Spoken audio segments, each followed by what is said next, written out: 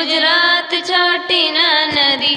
हल्ला पूरा भइल बा गुजरात छोटी ना नदी। हल्ला पूरा भइल बा गुजरात छोटी ना नदी। सूरत में बसेला बजाज छोटी ना नदी। सूरत में बसेला बजाज छोटी ना नदी। सड़िया नीक छापेला लहंगवा नीक छापेला। सड़िया नीक छापेला लहंगवा नीक छापेला। चुनरी रंगेला चटकार छोटी ना नदी। चुनरी रंगेला चटकार छोटी ना नदी। हल्ला पूरा भइल बा गुजरात छोटी ना नदी। हल्ला पूरा भइल बा गुजरात छोटी ना नदी।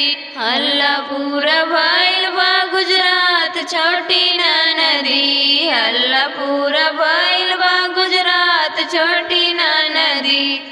आजमगढ़ में बसेला सोनार छोटी ना नदी। आजमगढ़ में बसेला सोनार छोटी ना नदी। झुमका नीक गढ़ेला हरवा नीक गढ़ेला।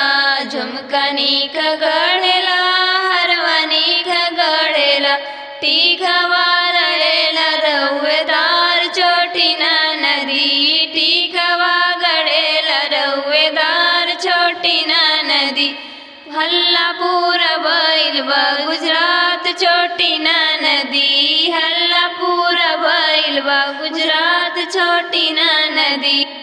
फूलपुर में बसेला हलवाई छोटी ना नदी। फूलपुर में बसेला हलवाई छोटी ना नदी। समोसवा भल बनवे चौमिनिया भल बनवे। समोसवा भल बनवे चौमिनिया भल बनवे। चटवा बनावे चटकार छोटी ना नदी। चटवा बनावे चटकार छोटी ना नदी। हल्ला पूरा भइल बा सहरिया छोटी ना नदी। हल्ला पूरा भइल बा शहर में छोटी ना नदी। हल्ला पूरा भइल बा शहर में छोटी ना नदी।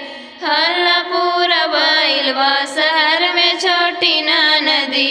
हल्ला पूरा भइल बा शहर में छोटी ना